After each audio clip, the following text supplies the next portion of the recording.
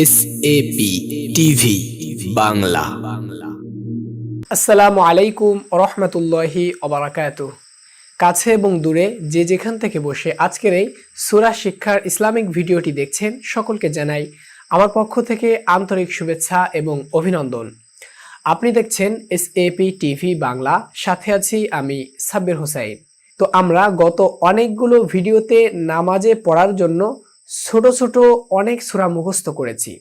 তো আজকে আমি খুব সহজ পদ্ধতিতে সূরাতুল ফাতিহা অর্থাৎ প্রতি নামাজে আমাদের যে সূরাটি পড়া লাগে তা হলো সূরাতুল ফাতিহা, এই আলহামদু সূরা।